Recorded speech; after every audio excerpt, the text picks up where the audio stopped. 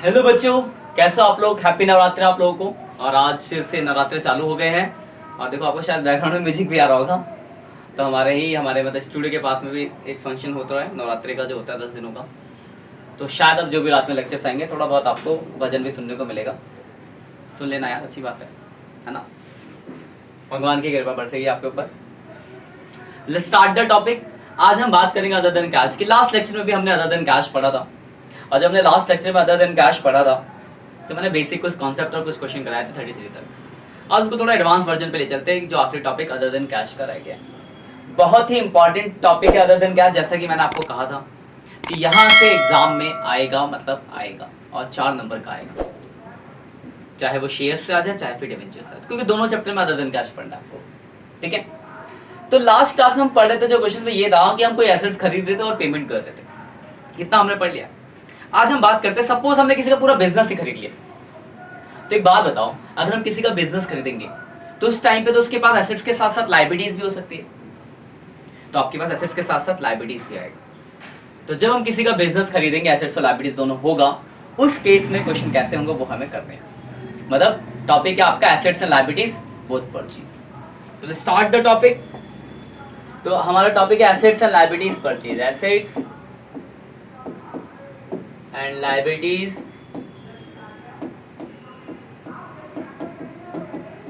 Purchase. मतलब हम किसी का पूरा बिजनेस खरीद रहे हैं तो बिजनेस खरीद तो भाई एसेट्स और लायबिलिटीज दोनों ही आ रहा है। एसेट्स और लायबिलिटीज दोनों आ रहा है। अब बात को ध्यान समझना। अब इसमें दो तरह के क्वेश्चन आएंगे। जब हम किसी का बिजनेस खरीदेंगे तो दो तरह के क्वेश्चन आएंगे। एक परचेज कंसिडरेशन,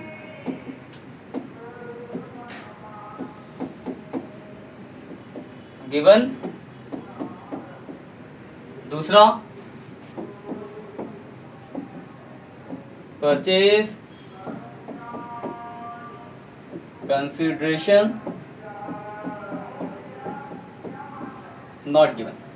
अब what is purchase consideration given और what is purchase consideration not given. ध्यान से मतलब बात। नॉट गिवन का मतलब क्या है? आपने किसी बिजनेस खरीदा, हिसाब किताब करके उसको पैसा देना है, मतलब बताया नहीं कितना पैसा देना है, निकालेंगे कैसे निकलेगा पैसा। लेकिन गिवन वाले में क्या होगा, आपको दिया होगा कितना पैसा देना आपको। और दोनों से क्या डिफरेंस हो जाएगा, अब मैं जब दोनों क्वेश्चन करा दूंगा आपको तो आप अच्छे से रिलेट कर पाओगे। तो मैं आपको एग्जांपल देके समझाता हूं दोनों को, कोशिश करता हूं, कोशिश क्या करता हूं आपको पूरा पक्का समझा दूंगा। तो लेट्स स्टार्ट। फिर मैं यहाँ पे वापस आएंगे इस पेज पे। पहले हम बात करते हैं नॉट गिवन वाला। जैसे एग्जांपल लेता हूं मैं, एक एक्स लिमिटेड कंपनी है, एक वाई लिमिटेड कंपनी है। तो एक्स ने क्या करा, वाई का बिजनेस खरीदा। एक्स ने खरीदा वाई से, और उसमें क्या क्या आया, मान लो मशीनरी आई 1 लाख रुपए की, बिल्डिंग आई मान लो 2 लाख रुपए की, फर्नीचर आया मान लो 2 लाख रुपए का, और क्रेडिटर आया मान लो 1 लाख रुपए का। ठीक है, और पेमेंट के लिए बोला गया है कि 40% paid by cheque and balance issue of shares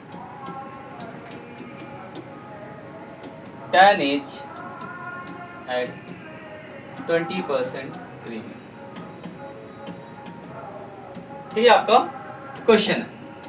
अगर आप इस क्वेश्चन में देखो तो यहाँ पे साफ साफ बोला है ये नॉट गिवन। कौन सा ये not given, purchase consideration not given. आप अगर ध्यान से गौर से देखो, कहीं भी आपको ये नहीं दिया कि कितना पैसा देना है। मैं एक और क्वेश्चन देता हूँ साथ में, तो बहुत बढ़िया रहेगा कि आप रिलेट करो। जैसे एक दूसरा क्वेश्चन है, एक्स लिमिटेड है, वाई लिमिटेड है। इसने इसका बिजनेस खरीदा, क्या क्या, मान लो मशीन है 2 लाख की, फर्नीचर है 1 लाख, डेटर है 2 लाख, कैश है 1 लाख, क्रेडिटर है 1 लाख। लेकिन पेमेंट के लिए बोला गया, इसमें हम लिखा है कि amount paid to Y limited 4 lakh. कितना पैसा देना आपको भाई साहब, 4 लाख देना। कैसे देना है, लिखा 40% बाय चेक। ये सेम लाइन ना, मैं लिख नहीं रहा, ये सेम लाइन जो इसमें लिखा है मैंने, तो दूसरे इंटी से हो जाएगी। जो लाइन है 40% बाय चेक, ये सेम लाइन इस वाले क्वेश्चन के भी रखते हैं। ठीक है, अगर आप गौर से देखो अब जरा,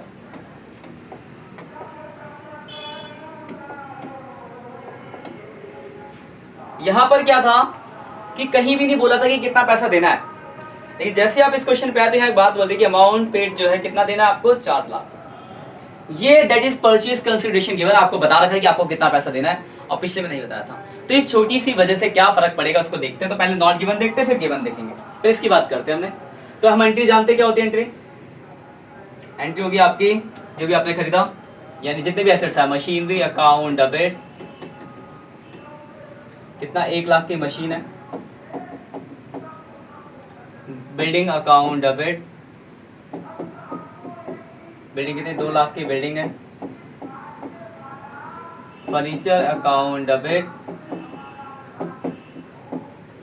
2 लाख का फर्नीचर है। 2 क्रेडिटर, क्रेडिटर कितना, 1 लाख। आप देखो ध्यान से, मैं कलर भी बदल देता हूँ यहाँ पे। आ रही है आपको भजन की आवाज आ रही है। नवरात्रे, हैप्पी नवरात्रे सबको, और जिनका 9 दिन का फास्ट है, हिस्ट्री ऑफ, हम तो 1 दिन रख पाते हैं। आप 2Y लिमिटेड। देखो ध्यान समझना बात को, हमने क्या करा, 5 लाख का एसेट्स खरीदा, 1 लाख की लायबिलिटीज, तो 5 में से घटाओगे तो पेमेंट आ गई, कितने पैसे देने, 4 लाख रुपए।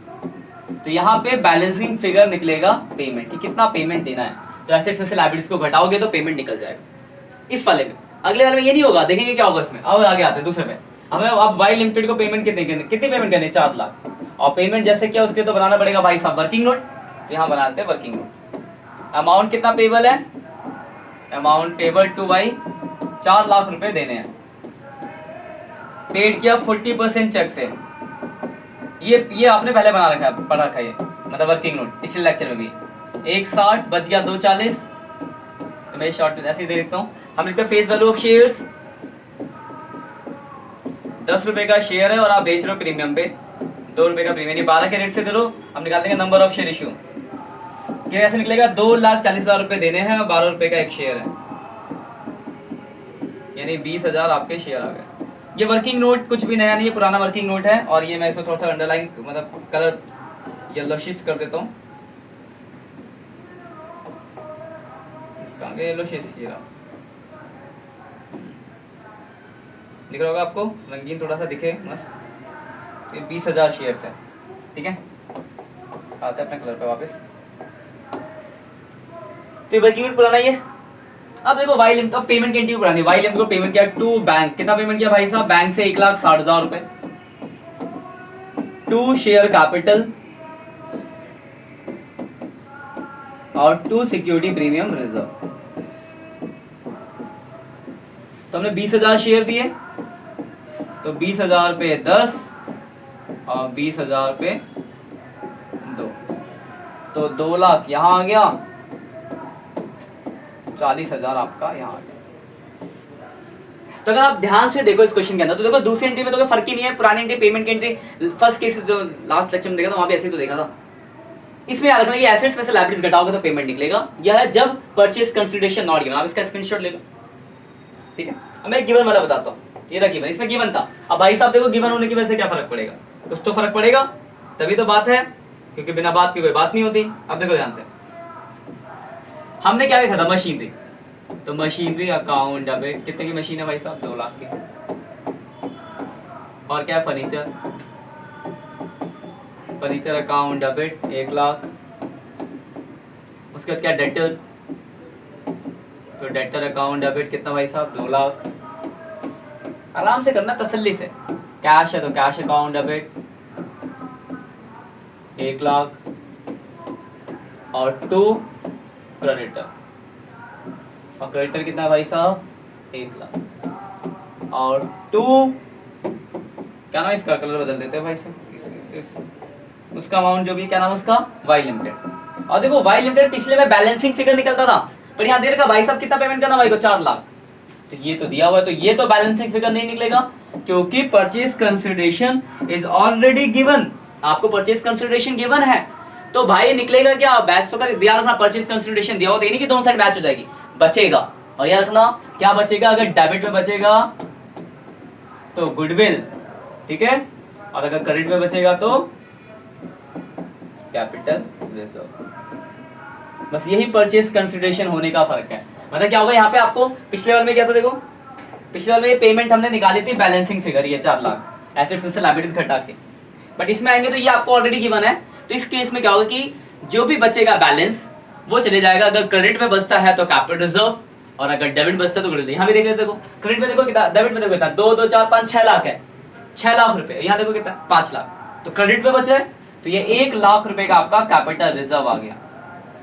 वही अगर क्रेडिट साइड ज्यादा होता और डेबिट में बचता तो फिर आपका निकल जाता गुडविल। तो बस यही आपका एक्स्ट्रा है, परचेज कंसिडर गिवन और नॉट गिवन। नॉट गिवन है तो बैलेंस, पेमेंट बैलेंस है, और यहाँ पे गुडविल है, कैपिटल रिजर्व। अब देखो वाई को पेमेंट करना है, सेम जस्ट सेम लाइन है पिछले क्वेश्चन वाली, तो सेम अमाउंट आएगा। मैं वर्किंग नोट नहीं बना रहा, पीछे से देख सकते हो, पिछले क्वेश्चन में किया था।